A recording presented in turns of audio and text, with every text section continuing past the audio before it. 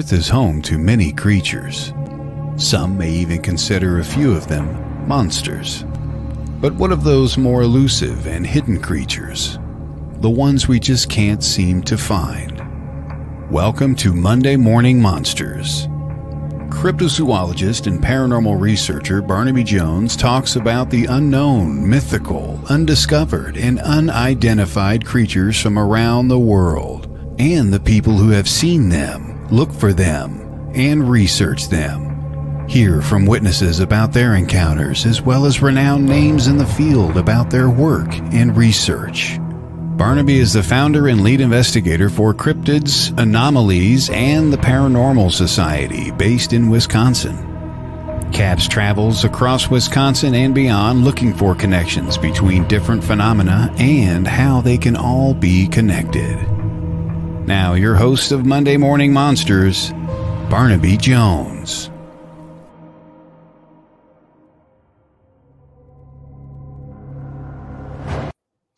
Good morning, monsters. It is a lovely, warm October day today here in Wisconsin, and we got some great events coming up today. Not today, well, all over today. But for CAPS, I want to get right into this stuff. So upcoming this weekend is Halloween, and we have our special live Halloween special that is going to be this Saturday, October 29th. It is going to stream on YouTube, Facebook, and our Twitter. And we have special guests on this investigation with us. The host of Chat with Charlie, Stephanie Lynn, and Ellie Weisensell is also going to be with us along with the CAPS team. So this starts at 7 p.m. on all of our major platforms there. I hope you guys can come check it out. Up next, we are doing this weekend is going to be our last paranormal investigation out at Bean Snappers this year. So if you haven't come out and investigated the Haunted Gentlemen's Club, this is your last chance this season to come out with us. And we are doing a special glow stick paranormal event. So if it's not scary enough for you to come out and do it with the lights on or in the dark, we have glow sticks this time. So we just thought it'd be kind of neat to try something different for this event and see how it goes. You never know what you're going to get. We have had activity on every tour that we have done. The building was originally built in 1877 and has been passed on through the family from generation to generation until 1993. There's been 4 reported documented deaths in the building due to tragedies and a lot of evidence at the location. So for those of you wondering, yeah, Bean Snappers is actually haunted and we have the evidence to prove it, and you can come out and see for yourself. If you want to get tickets to that event, you can go to wisconsincaps.com and click on the Gainers Tavern or our public events tab. And speaking of which, our next event that we are going to be at is CryptidCon in Lexington, Kentucky. That is going to be the end of November, the weekend before Thanksgiving. So if you're anywhere in Lexington, Kentucky, come on out and check it out. And that brings us to today's show. So thanks for watching this show. I can't say this enough that since I've started doing the paranormal investigating and the cryptid stuff and traveled around to all these events, I have met some amazing people, and I've been truly honored with the people that I can call friends. And today's show, we are supposed to have Kathy Elizabeth on, and she is actually dealing with some family medical issues. Her dad is in the hospital, so she had to reschedule. And last minute, I was honored to have a good friend of mine come on today's show.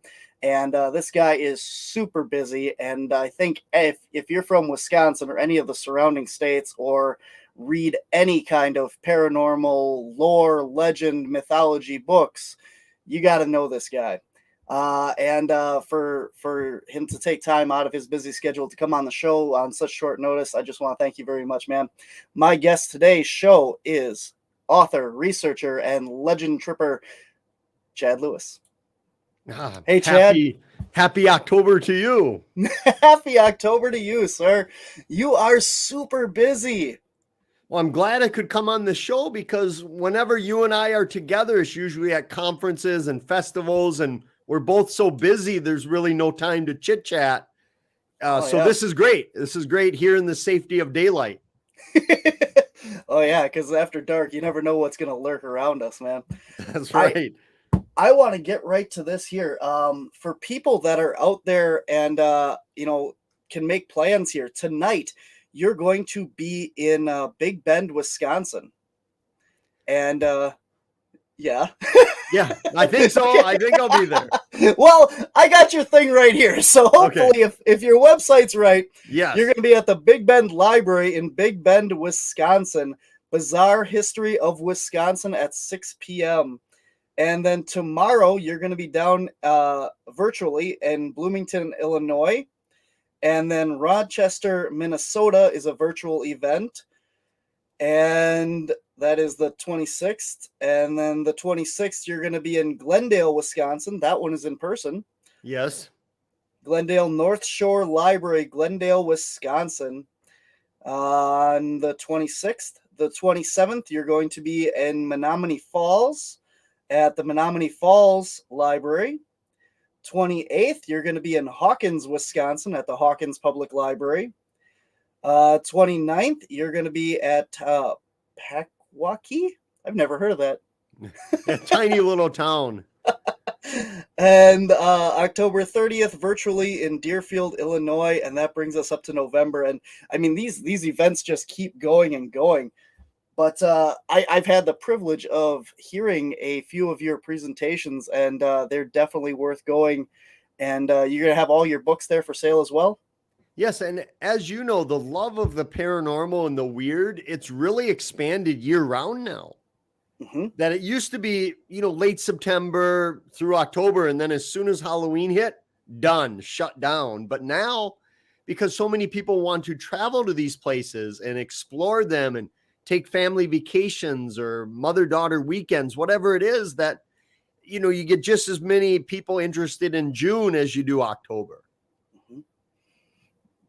And I see that you have a new Winter Legends book that just came out as well that you'll be talking about going in through November and December here. Yeah, a lot of these legends really cross over. And I think people don't realize that historically, in the old days, December was the month to get creepy and weird, where one of the biggest traditions was telling ghost stories on Christmas Eve, because it was believed that that's the one night you were protected, so these things couldn't come after you, so you could talk about them as freely as you want. So it was a huge tradition, and it's making a comeback. If you go to any bookstore today, you'll see really small books of one story, and it's meant for Christmas Eve that you can read it with your family. And be warned, though, one of the legends was that if you were sitting down by the fireplace reading stories or listening, and you did not see your head on your shadow, it meant you wouldn't survive the next year. So I can just imagine families scrambling to make sure everybody had a head on their shadow casted upon the wall, so they wouldn't have ill fate the next year. Wow, that is fascinating.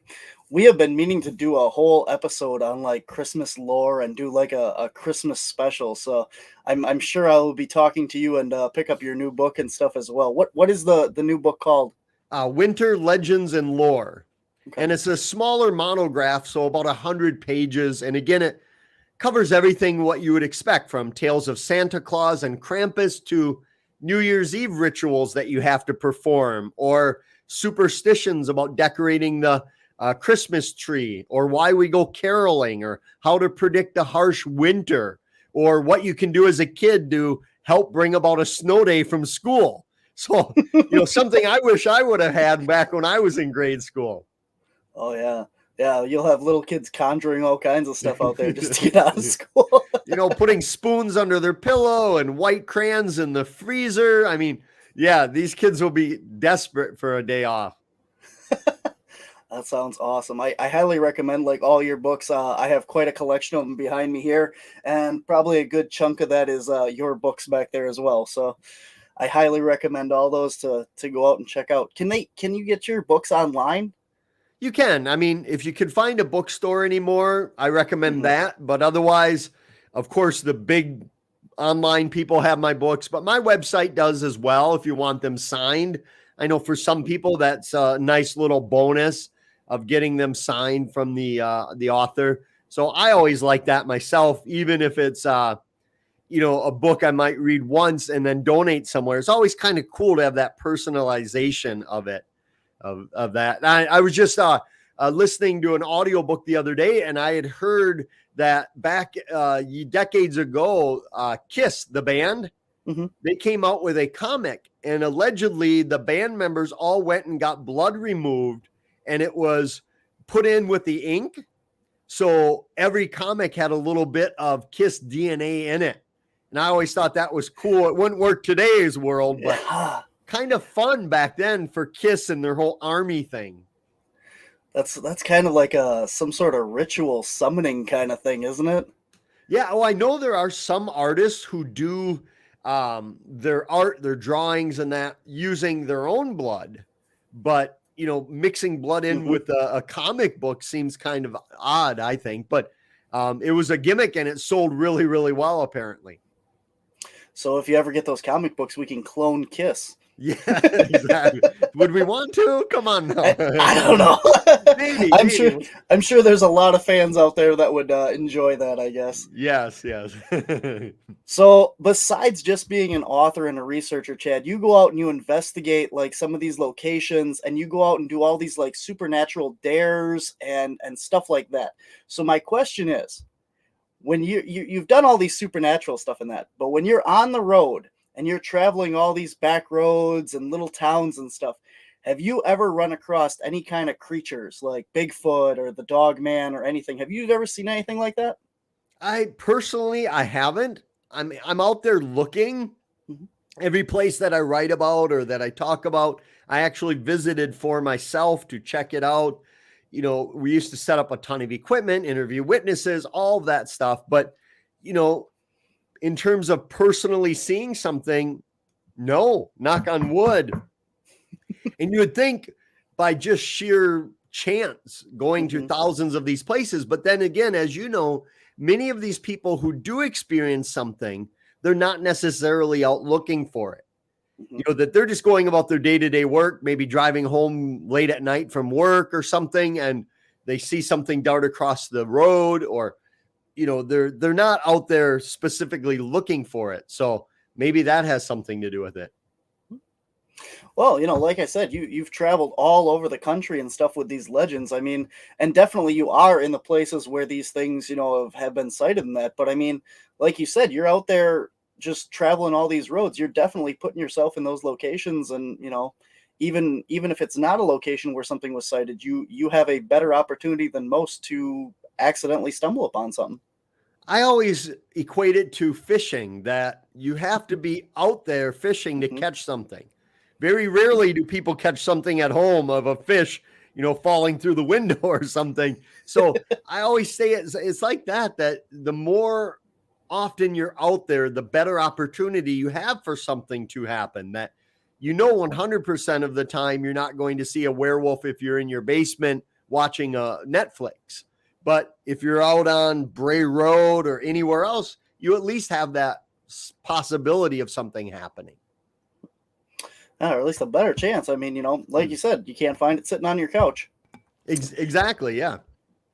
So, we all know like the Beast of Bray Road. We know, Bigfoot and stuff. What are some other, I mean, I'm from Wisconsin, you're from Wisconsin.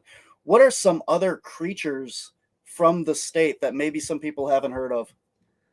I think a lot of the press goes to the Beast of Bray Road Mhm. or the Hodag, of course. Mhm. But I think a lot of people don't realize that in the 1800s and early 1900s, Wisconsin had more sea serpent legends than anywhere else in the United States.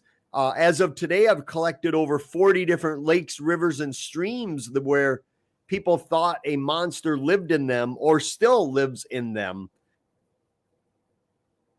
and everything humped long neck creature like the Loch Ness monster type to almost a long 40-foot snake or eel-like creature, which newspapers said could open its mouth as big as it wanted to swallow a barrel, which was meant to mean it could swallow you too.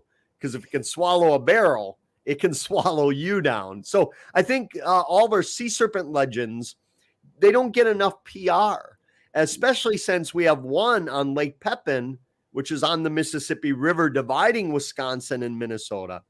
There's a $50,000 reward being offered for the capture of it. But yet, people often don't think of sea serpents as roaming our lakes and rivers. And we have, based on the way we count our lakes in Wisconsin, we have nearly 15,000 here, which Minnesota, the land of 10,000 lakes, has about 12,000. So we have a lot more than them based on how we count our lakes. If they use the same criteria we did, they'd have a lot more lakes than us. But so we have a lot of lakes, so it makes sense there'd be sea serpent stories. In fact, back in the 1800s, if you were a resort town in Wisconsin and you did not have a legend of a sea serpent, it was said you were behind the times, that you were losing out on tourists coming up from Chicago because they wanted to go to a resort that had a sea serpent legend. Wow. So when you say you have 40 areas of this, those are all just in Wisconsin. That's correct. Over 40 different, mostly lakes, a few rivers, and a few rivers that come off of lakes as well. And that's just that I've confirmed there were sightings, where I get a lot more reports from people who have just seen a one-off on a certain lake. And obviously when you throw in like Lake Michigan and Lake Superior, you're starting to throw in ghost ship sightings, mermaid sightings, UFOs, sea serpents, haunted things. I mean, these are just almost paranormal portals when you're talking about the big Great Lakes. You have any idea why that is? Like why people are seeing them there? Do you have any idea? Well, throughout history, water has really been a source of paranormal intrigue. And it makes sense because every person that's not indigenous to this country, when our ancestors came over, they gathered around water. They put their settlements around water. So that's where the legends grew, because they needed water for their survival. So a lot of the legends that came over from the old countries, the non-indigenous legends, they involve water. And a lot of people think that water acts as some type of beacon, from all the old siren stories of the women luring sailors to their death, to weird lights. I've had people contact me about seeing lights, UFOs, or bizarre lights, not only hovering above the water, but underneath, but then also coming in and out of the water as though the water's not even there. No splash, no ripple, no wake whatsoever. So a lot of people that are more in tune with the psychic area of this field, they'll contact me saying that they think there are water spirits out there luring people to their death. And in Wisconsin, as you know, we've had a lot of college kids drowning the last couple decades. And of course, people claim it's a smiley face killer or some serial killer luring these mostly college males to their death. But others equate it with more water spirits or water panthers. So you get like a lot of reports of people like contacting you, like seeing things in that as well? On an average week, I'll receive probably 200 emails from people around the country, mostly, of just a report, an encounter that they've had. And then, of course, the majority of my stuff comes from people that I meet at presentations and conferences and the like that have a story. Now, 25 years ago, if somebody had a story, they would look around, make sure nobody was listening, and just kind of in a low tone tell you their story. But now, as you know, they'll raise their hand at a presentation and 20 people will tell a story, because it's much more acceptable today than it was a couple decades ago. So I have too many stories that a lot of them, there's not much you can do with. They're a one-off. Somebody saw something. They might not even want it investigated. They just want to let you know. I've had people tell me stories they said they haven't told someone in 50 years because they didn't think anyone would believe them. So from your standpoint, I mean, like, you go around and investigate all these legends and the lore and stuff that's been passed down from generation to generation and that. So you have all these stories that used to just be oral traditions, that people would share in that. So why do you think that, you're talking about like sitting down in front of the Christmas campfire and stuff, or the fireplace and stuff, and telling these, scary stories at Christmas. People used to do this all the time. That's oral tradition. That's where all these stories came from. Do you think that in the past it was less, I don't want to say like taboo, but less, frowned upon or easier to come out with this than it is today? And how has that changed? When we're talking the old days of the 1800s and even early 1900s, it was a form of entertainment. And of course, when you're in, for instance, in the Midwest here, in the winter, when you have your family of 8 crammed into a 1-room cabin where you can't go out, you just, no electricity, no running water, you're running by firewood and you stock provisions, that you have to come up with things. So people would tell tales. They would share stories and pass it through, not only ghosts and hauntings, but family traditions and family history and the like. So it became much more acceptable in that time frame, but also the fact that people were closer to a lot of these legends, especially when it came to death. I mean, people back then, most of them died in their home. They had the wake right in their parlors, hence the term funeral parlor. They'd have the funeral right there. They'd be buried in the backyard. Oftentimes people would take pictures of the deceased because that was the only picture they might have of that person. So I think people were closer to it. People died at a younger age back then. So death it was still scary, but it was more, they were accustomed to it.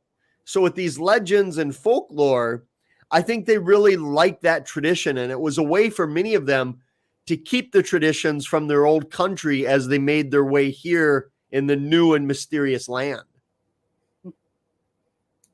That's very interesting. We're talking about like the stories that are local and that to these people. When you go around and investigate these things, like just a couple weeks ago, we were in Van Meter, Iowa, for example, and they have this story of the Van Meter visitor and this flying lizard creature, right? But you have all these little towns that have these local legends and stuff. And it seems to me, at least, that when you go there, the small towns, like you said, the legends get passed through that whole town. And the smaller the town is, the more they seem to become like leery of the outsiders, right? Like they don't want to talk to you and stuff. So when you're going around to these little towns to, get the stories and stuff, do you find like a hard time getting it out of them, or how do you do that? Yeah, contrary to belief that most communities are not trying to capitalize on this. Mm-hmm. Skeptics always say that they're making their monster story or ghost story so people will come there, and they point to places like Roswell, New Mexico, and Salem for the witches. And I always say, why wouldn't they? If they discovered gold or oil, they would use that as well. Nobody's bemoaning somebody for digging up coal in their place. But for me, I always try to find something in common with the people. That what I found over the years is that most people of a certain age, anything above college level age, they have a history and an appreciation for history. So when I can approach these and talk about it in more the history of the legend, or if it's at a building, talk about the design of the building, things like that just open a door up quite a bit. So rather than approaching somebody and asking, what's the most haunted story from this building, it's a lot easier to say, tell me a bit about the history of this building. What was it used for? How long's it been here? And then slowly but surely stories start coming out, and they realize that you're really interested in the legend and the building. And I think that helps quite a bit. rather than just immediately jumping to the supernatural. Because as much as you and I think everybody's interested in this, it's not the truth. I mean, in our world, our bubble, everybody's gung-ho over this stuff. But in the real world, a lot of people are not only not interested, but really could care less. So finding that common interest with them, I think really helps. So you talk about like the architecture and the history of these buildings and stuff. So I'm curious, like when you're investigating all this stuff, you got to be learning a lot more than just like about the cryptids and paranormal and stuff, like architecture and stuff. So what are some things that you've come across and learned that you didn't think that, would be part of this? Through the paranormal, I've really branched out into other interests. And that's not just me, it's a lot of people. A lot of people say they go to haunted places just for the history of the building or the local town, or a group of seventh graders will do a history project on the old alleged haunted house to find out the real origins. But for me, a couple examples of how I've been caught kind of unaware at these places is that when I was doing back in the early 2000s, going to places for a book I was doing, I would run into a lot of places that were thought to be haunted by old gangsters of Prohibition era. And that really got me off on a whole realm of looking into the gangster history of the Midwest, John Dillinger, Al Capone, Babyface Nelson type stuff. And it was the same with the lumberjack legends, that I was finding a lot of these cryptids could be traced back to the lumberjack tall tales and yarns they would spin. And that got me interested in that. And it's the same with the winter legends that we were talking about. The fact that I was, so interested in cryptids, and then, Krampus appears, and start digging into the history of Krampus, and I see all these other legends. So it really is like a spider web where you become interested in one thing, and then all of a sudden you're interested in many others. You actually have a presentation I saw on your thing that you're going to be talking about, like the gangsters of the Midwest and stuff. Yeah, believe it or not, I started out doing, after all the haunted legends, I would do a program that was haunted gangsters because I had so many of them. And then I just started doing the gangster programs as well. And it really has blossomed, where I have a lot of circus legends and lore of phantom elephants and haunted places attached to the old circuses through the Midwest. So that's another vein. A few years back, I presented in Britt, Iowa, which is the Hobo Festival, where thousands of people gather to celebrate the Hobo Convention and Hobo culture. And that got me interested in old train and hobo legends of the supernatural. So even though I'm still kind of in the supernatural or paranormal realm, I'm kind of just out there a bit on the spectrum of, for me, it's interesting to see all these hobo legends that deal with the supernatural, from people riding the trains that were seeing UFOs to odd creatures to hauntings, of course. And those are the ones that don't really fit neatly into mainstream paranormal, but they're super fascinating. Awesome. We are going to take a quick break here for station identification. We're talking to author and legend tripper, researcher, and presenter. I can't talk. I do it for, this every day. Chad Lewis. So, Chad Lewis, your website is chadlewisresearch.com. Chad Lewis Research. Yep. It was either Research Chad Lewis or Chad Lewis Research. Either one will get you there. All right. I will be right back after this quick message. This is WLTK-DB Talk Radio.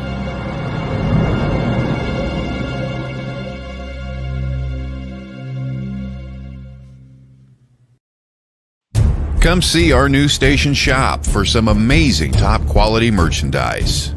There is something for everyone, like blankets, electronics, clothing, and much more. Head on over to WLTK-DB.com and click Shop to show your support by sporting our logo. The WLTK-DB Station Shop at WLTK-DB.com. Paranormal talk is our business, and business is good. Want to see your video here? Sponsor WLTK-DB Talk Radio and watch us make that happen. With your paid sponsorship of $80, you receive a professional produced audio, video, and banner placement on our station. Not only does your sponsorship air during our live shows, but also replayed on our podcast and heard by hundreds of like-minded people. Visit WLTK-DB.com to get started and find out just how hard we work to get you noticed. The truth is here and now on WLTK-DB Talk Radio at WLTK-DB.com. All right, guys, we're back with author and researcher Chad Lewis. Chad, you are going to be out in Big Bend, Wisconsin this evening at 6 p.m. For those of you that are local, go out and check it out at the Big Bend Library. And tomorrow night, you'll be virtually at the Bloomington, Illinois Library. On the 26th, you'll be virtually in Manchester, Minnesota. And the 26th at 6:30, you will be at the Glendale Library, North Shore Library in Glendale, Wisconsin. 27th, Menominee Falls, Wisconsin. 28th, Hawkins, Wisconsin. 29th, Pequawkee, Wisconsin. And the 30th, virtually in Deerfield, Illinois. Chad, for all those virtual events, can people just, anybody can stream and watch those, right? I always joke that you can watch them from the comfort and safety of your own home. And the beauty is I started doing the virtual during COVID, of course. And what we were finding is that many people watching and enjoying it were not from the area in which the library was from. I might be doing a program in Illinois, and there were people in Hawaii watching it that may have ties there or family there or just caught wind of it and are interested. So one of the benefits of virtual is it can reach anybody, but the downside is there's not as much audience interaction, that you're not there with people in person. So pluses and minuses, I think. Oh, definitely. But anybody that is not from the area, that's listening out of either Wisconsin or Minnesota or Illinois, if you want to check this out, we got listeners all over the country in that on WLTK here. So if you want to check out Chad Lewis, definitely go to chadlewisresearch.com. And then I think it's the events tab. You can go on there and click that, and all of these. You're scheduled out through December and next year. You got tons of events in November, almost every day, all the way through February, April, even already on there. So if you want to go on there and check it out and see Chad in person and pick up some books, get them autographed, and awesome. And again, I think it illustrates that the paranormal is a year-round phenomenon now. That people love it. People, especially when it comes to going to haunted hotels or lodging, that they like to do it nonstop. I hear from so many people, Boy Scout groups, geocaching, motorcycle clubs, mother-daughter, as I said, weekend bachelor parties that go to these haunted pubs for their bachelor parties, and bachelorette parties as well. So I think it's really expanded so much. As probably from all the ghost walks and ghost tours you can take and your events that are so popular, I think it just shows that people love this stuff, and much different than it was 25 years ago, where people would like to read about it. They might like to watch it on TV, but that was it. Now they like to read about it, watch it, and then go experience it. Yeah, there's definitely a big want for that tourism, the haunted industry tourism and cryptid tourism and stuff like that. People want to go to the sites where these things took place. And part of it is, I think people are itching for something unique. And I say this all the time. And what I mean by it is that when you go to most big cities, you'll see the same restaurants, the same shopping stores, the same hotels, same gas stations, where I think a lot of these legends are so unique, you can only do them in one place. And people are craving that. They're craving something a little bit different, which is why I think the popularity of some of these legends is so wonderful because, the Hodag, you're only going to see it in Rhinelander. So you can't just pop into St. Paul, Minnesota and see the Hodag. So I think that a lot more towns are embracing it as well. Even if they don't believe their legend, they like the idea that they take pride in their own history. Oh, definitely. I do think you're wrong there. You can see the Hodag at almost every cryptid convention. Oh, yeah. Ben has been making the rounds. I better watch. Ben, you're not behind me coming after me, are you? Yeah, the Hodag's nationwide. But if you want to try to catch one, because I don't want you catching the ones at the conferences, that might not be go so well. But the Hodag's one of my favorite legends. And I have to state that the city of Rhinelander is on a level by itself for promoting the Hodag. There's Roswell, Point Pleasant, West Virginia with the Mothman, Salem with the witches. No other place does better than Rhinelander and the Hodag, which is amazing that when you go there, you'll find no shortage of Hodags everywhere. They're everywhere on police cars, water towers, the carved statues all throughout the city and stuff. It is Hodag Central there. I couldn't believe we actually went out to Point Pleasant when we were filming our Mothman stuff a couple years ago now, and I expected Point Pleasant to be like Rhinelander, where there was just Mothman everywhere, and in a certain area of town, yeah, maybe, but not to the extent that Rhinelander has done that. Well, Rhinelander embraces it year round, whereas the Mothman Festival, one of the biggest paranormal festivals on the planet, does a great job during that weekend, one weekend of the year. And they have a beautiful museum that's really interesting about the Mothman history. Steve Ward's out there working on it.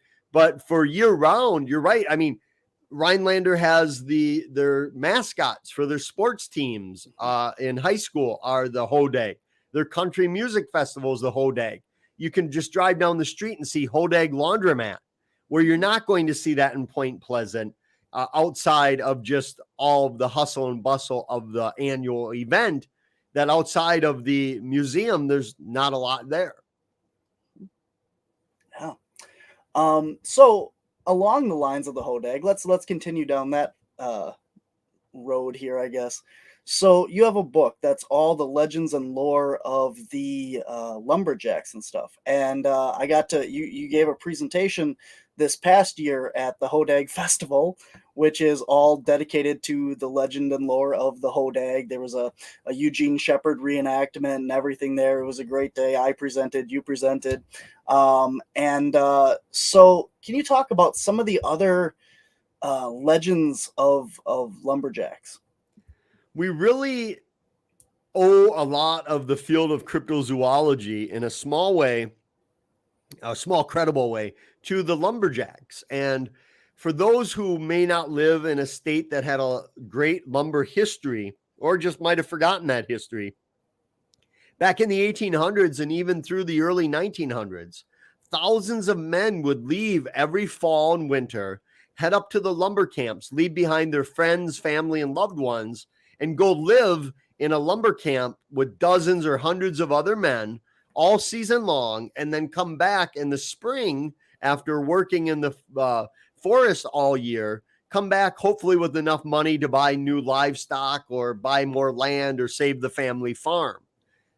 So thousands of these men would go up and they'd work all day long, 6 days a week. They'd be up from the time you can't see, it's too dark, to they wouldn't get back to you can't see. And all they would do back at the bunkhouse, where they all lived in like little bunks, they each had a bunk like you were in a dorm room of a college. And so there'd be 20, 30, 40 of these men all living under one roof. And all they would do is, have time. They'd be tired. So they'd sit in their cots, let their clothes dry, smoke their pipes, their tobacco, and spin tall tales with one another. And oftentimes what they were telling were about the creatures that were said to inhabit the woods. Because remember, at this time, the woods were endless. Anything could have been in there. I mean, they thought you could never cut down the woods. There's just too much of it. So they would tell. So on nights when the wind was cracking and trees were snapping from the ice and cold, that wasn't the wind and ice doing it. The old timers would say, well, that's the splinter cat, which was a cat that was the size of a lion, but it had an anvil-like head, and it would jump out of a tree and smash into another hollow tree looking for beehives and honey. So when you heard a tree crack and smash, it would be the splinter cat. And of course, the lumberjacks would say that because the splinter cat had such terrible vision, it would often mistake a lumberjack for a tree.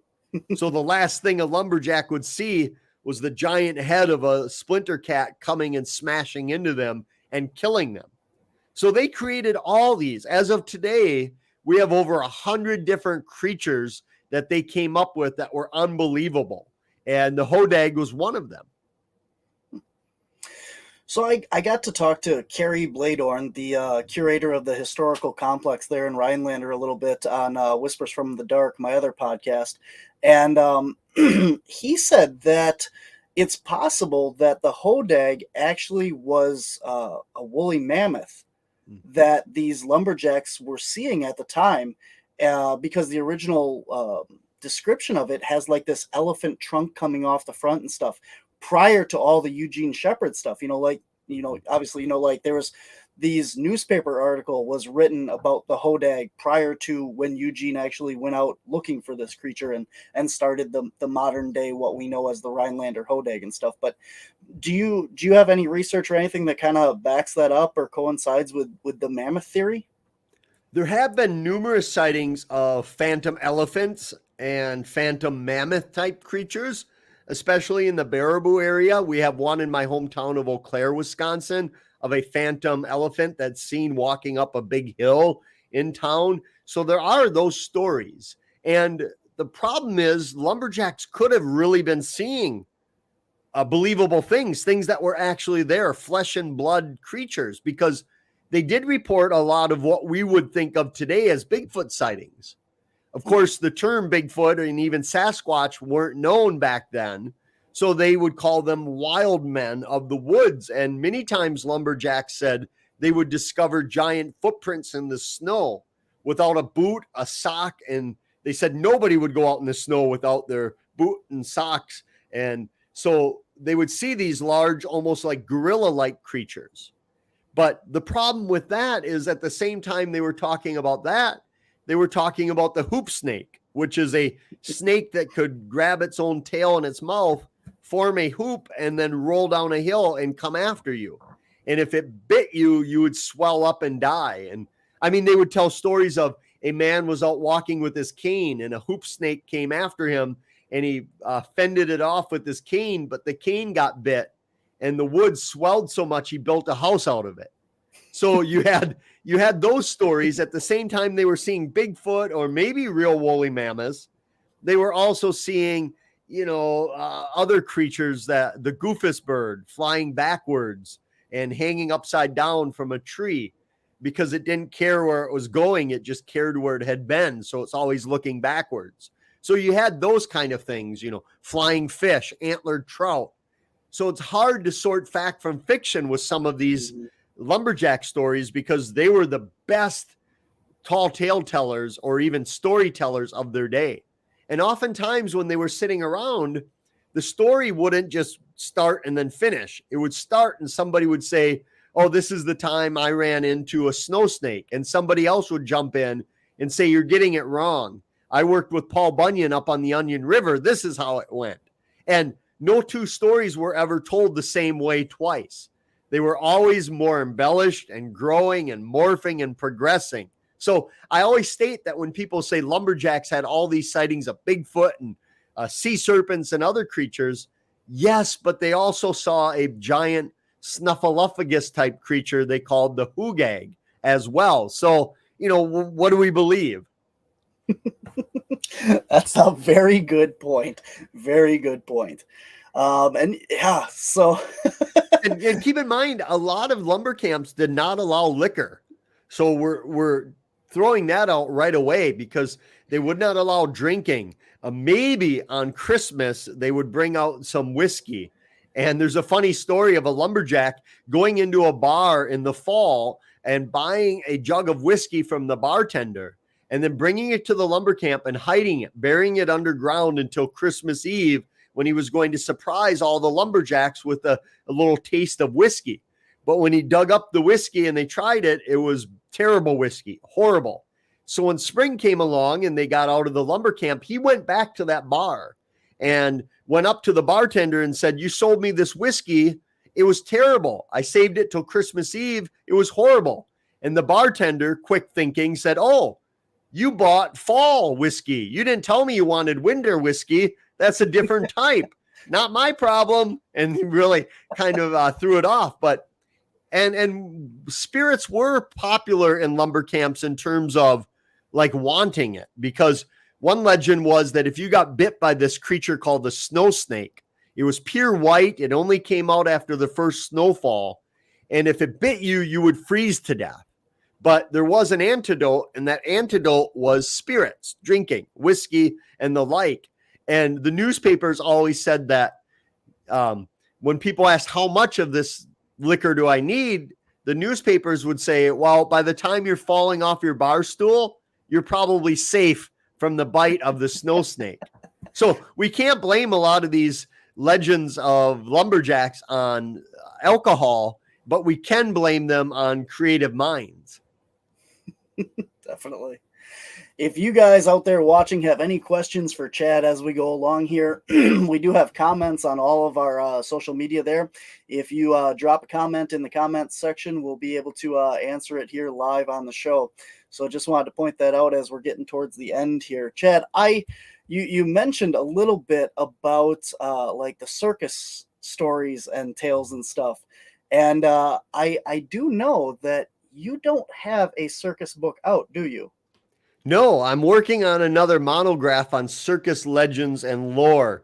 And again, it's the same thing where it's just a little bit different because it just focuses all on the circus. But circus people were some of the most superstitious people out there. People often talk about baseball players and athletes being superstitious.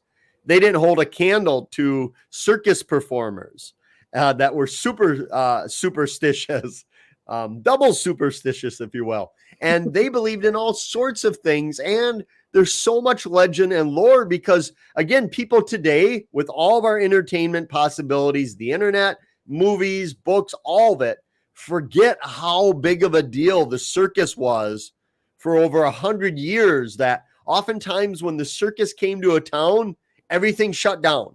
Schools were let out, businesses closed, religious services postponed, so everybody could go out to the circus. That's how big of a deal it was. So it seems fitting that they would have a lot of legends attached to them. Oh, yeah, definitely. And Wisconsin is huge for circuses and stories like that. And, a lot of people might not realize that, back in the day, you didn't have, a lot of the animals that we have today in the zoos. The only way that you could see some of these was going to circuses and seeing the menageries that they brought with them. A lot of schools, that's why they canceled, because they thought the students would get such a better learning day by seeing all these animals, tigers, hippopotamuses, all of them, that elephants, of course, that they would learn more in that day than probably the entire year from their textbooks back at their one-room schoolhouse. So the circuses would often have a daytime show that were more educational and more scientific so people could come to it. And then at night, it would be more entertainment and more freak show-ish for a lot of the adults. So they often would come in twice because they needed that money when you're talking, maybe 1,000 performers and 200 animals coming into a town. And the legends are just never ending. But that's another thing of why I love these things, because so much of it's being lost to history. That today, a lot of people have no idea about the lumber history because the lumber industry today is not like it was back then, or the circus. There are still some small circuses going, and the Ringling Brothers are starting back up apparently next year. But most of the circus has been forgotten. The gangster history has been forgotten. So as we keep moving forward with progress, we leave behind so much of this folklore. That's sad. That's absolutely sad. We got a couple questions here I want to get to. Jack Chavez from the Chicago Paranormal Convention says, you read your book on the Wendigos. Have you come across any more recent encounters that are not in the book? Yeah. Hi, Jack. Nice to hear from you. Yes. And I'll get into a couple here, but I think that's the case with almost all my books, especially with like the Van Meter Visitor book that came out several years ago. Is that so many people, once it comes out and the word gets out there, more and more people come forward with their stories. There's a sighting in the Black Hills of South Dakota of a gentleman that believed he had encountered the Wendigo that didn't make the book. And I don't know if this one probably didn't make the book as an example, but someone contacted me and said they were out hunting with their buddy. And as they were hunting separate, he heard his buddy calling out for him. And he thought it was weird, but every time he called out, it was from a different area. And it was getting dark and the day was almost over. So they went back to the lodge and his friend said, "Why were you calling out for me? What did you need? Why didn't you just come find me?" And his friend said, "I didn't say a word to you." Well, this guy thought it was the Wendigo because he had seen an episode of the TV show Supernatural. They did one with the Wendigo portraying it as being able to mimic voices and mimic people. And he thought, well, that's what it had to have been. But when you look at the traditional folklore and lore of the Wendigo, its voice was scary enough to paralyze you. That it was said that if it would talk, you'd freeze in fear, so it could just come and get you. So there were no mimicking properties associated with the Wendigo in the early folklore, in the literature. It wasn't until a new modern thing. And same with the antlers of the Wendigo. That's a more modern creation since the 1940s of it having, deer antlers or horns, big elk-like things, where that's new, but yet that's what a lot of sightings include today. So maybe the Wendigo has changed. You would think that if it's been around for 400 plus years, maybe it does change. Or because if you ask anybody about the Wendigo today, it's antlers. So that's really what it has become. Whether or not that's accurate, I don't know, but that's where the legend is today. So yes, with the Wendigo, I'm collecting more and more stories. Just collected some stories from Minnesota the other day at a program. People are going to send me more details of it, but they thought they had a Wendigo, and their family always said that the Wendigo, the name, was associated with the wind, that you could hear it in the wind coming, hence Wendigo. For them, that's what it was. So yeah, all my books, I could redo them, and often I try to add new stuff with each passing year. Awesome. I do know, correct me if I'm wrong, but like the original Wendigo lore and stuff was like a cannibal person, a very like emaciated cannibal lore, right? Yeah, they look like a skeleton almost of this really thin. Sometimes it was missing its own mouth and lips because it had a insatiable hunger for human flesh. And if no humans were around, it would consume its own mouth and lips and arms to satisfy its hunger. But it always looked like a ghoul of sorts, something you wouldn't see today where it's part elk, part monster. But back then it was more like a zombie almost walking around, this hideous creature you didn't want to see. Jack has a follow-up question here, and it's kind of along those lines. Do you think that Ed Gein or Jeffrey Dahmer exhibit Wendigo traits, considering they live in the Wendigo territory? Well, that is what a lot of people were thinking. But as far as we know, and some Gein historians that are better informed than me might disagree, but I don't think Gein ever consumed body parts. He was eating out of skulls and having cereal and that out of them. And he would often make stuff for friends and neighbors called venison stew.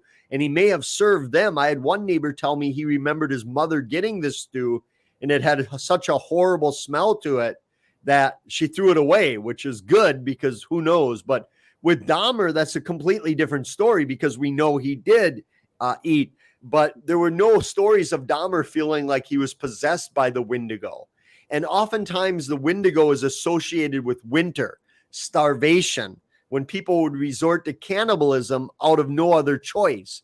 There was no game available, food was scarce, and they would do it for survival rather than, Dahmer, a mental illness causing him to eat people, but he also had food available to him. It wasn't out of necessity, but sometimes those get linked in just because they're in Wisconsin, but that's the only reason. Where nobody says the people down in Florida on bath salts eating each other's faces are Wendigo. Yeah. But again, they're not in the cold, temperate forest that we have here. So I think Jack brings up a good point that you could make a case for Dahmer, especially. Maybe not Geen, maybe, but Geen seemed to suffer more from a body disorder. He believed he was a woman and he wanted to be a woman. And that's why he would wear a lot of the skin and organs of a female on him, that people today believe he had a disorder, but who knows? But yeah, I love when people bring up Dahmer and Geen because it's a very interesting thought topic, isn't it? That what if these things were possessed by the Wendigo? Awesome. I have one more question for you on the show today, and it's of a personal interest, I guess. On my last episode, we brought up a creature that I wasn't very familiar with, and I spent last week doing a little research on it, and I'm going to pick your brain because I know you have all these legends and stuff. So my question for you is, can you talk a little bit about the Goat Man legends? Oh, man, I love the Goat Man. A great book. Nathan Crouch put out a book, Goat Man Flesh or Folklore, I think is the subtitle. I highly, highly recommend it. So I have reached out to him to come on too. Yeah, you got to do it. Come on, Nathan. What's going on here? I love the Goat Man stories, and there are a lot of places through the Midwest, and most of the Goat Men are half human, half goat, where depending on who you speak with, the top half's human or the bottom half's human and the other part's goat. And the legends stem from everything from a rogue doctor like Dr. Frankenstein putting this thing together to a government project gone wrong to all sorts of things. And not just the Goat Man, but with like deer men and deer women as well. But the Goat Man just in Wisconsin, right across from Holy Hill at Hogsback Road is a place people see the Goat Man, or near London, New London in Wisconsin at a place called Marsh Road. People have seen the Goat Man as well. And people have died hunting for the Goat Man, usually falling off of bridges or being hit by cars, not the Goat Man devouring them. But yeah, the Goat Man's just another interesting creature that, I mean, do we really think there's a goat, half human, half goat? Maybe, but yet people are experiencing it. So the question then becomes, if it's not truly there, what are they experiencing? Why do so many people have an encounter with it if it's not traditionally there like we would think of a bear or a moose? Fascinating stuff. Yeah, great question of the Goat Man. No, definitely. I mean, you have, a lot of mythology going back to ancient Greece and stuff with the satyrs and that stuff too. So, when people say that you don't have the, history of this, you do with these creatures. And you go back into even the 1800s and early 1900s with the newspaper stories of babies that were born that were called monstrosities, half human, half animal. They'd be born with a cow's leg, or half a dog, half boy being born. You heard of these things all the time, these abnormalities and these deformities where unfortunately most of them would die at a very young age after being born, but who knows of some that maybe had lived. Yeah. And that's getting back to your circuses and the sideshows and all that stuff as well. I mean, the things that were at these circuses and the freak shows and stuff weren't always fake. There was a lot of interesting stuff that they had exhibited at these festivals and stuff. Yeah, and even Eugene Shepard, who exhibited the Hodag, when it was found out his was fake, he said, "Of course it's fake. They're too dangerous for me to catch one. I'm not that crazy. They're out there. I'm safe here." So, who knows? Awesome. Hey man, I could talk to you all day. We have so many things like flying cryptids and all the paranormal and stuff that we haven't even touched on in the show.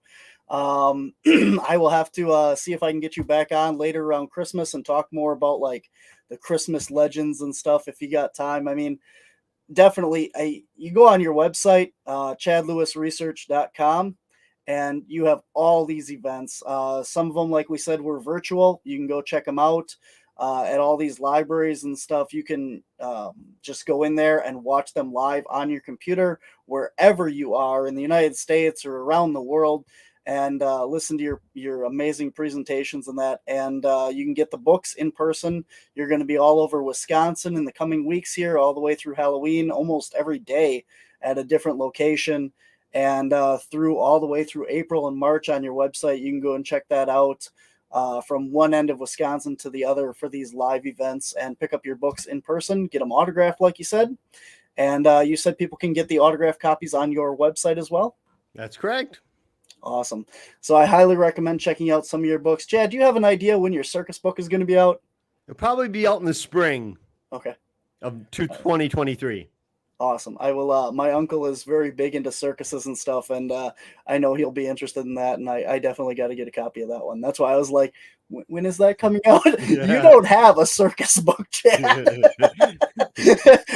where is this circus book? It's coming. Good. All right, man.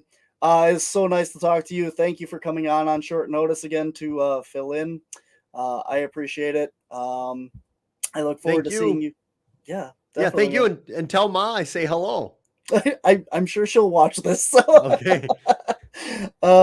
Yeah, so definitely check it out. And do you have when is your next big convention style event? I think I'm doing the Frogman in March. Okay. Yeah. Frogman. Frogman Festival. Yeah. March in Ohio. I have this laying there. I don't know why I don't just put it on the thing, but it's far enough out that it's not on my opening banner anymore. But it's day by day, Barnaby. Day by day. Just I know. Yeah. What do you have to do today? That's all I worry about. You know, I when I interviewed you back at the Hodag Festival, and I was like, "What's your next event?" And you're like, I'm like, I know the feeling, man. What's today? I know where I what's have to be today. Yeah. All right, man. It's been a pleasure. It's been a blast. Always great stories. I cannot say enough wonderful stuff about you, man, because you've done the work. You've gone out there, and you have a YouTube as well, right? Yeah, Supernatural Dares. If you want to see me take all these weird dares. Yeah, awesome. I haven't checked that out, but I do know that you had like clips at your presentations and stuff. So Supernatural Dares on YouTube. Go check that out as well. Anything else, Chad, before we go? No, thank you all, and keep an eye out, everyone. Cool. Awesome. All right, guys, go check out Chad Lewis. He's going to be in Big Bend, Wisconsin tonight, and then all over Wisconsin the next couple weeks, as well as virtual events and everything. ChadLewisResearch.com. Go check out the books and all the events, and you can watch them from the comfort and safety of your own home. All right, guys, until next time, we'll see you out there. The truth is here and now on WLTK-DB Talk Radio at WLTK-DB.com.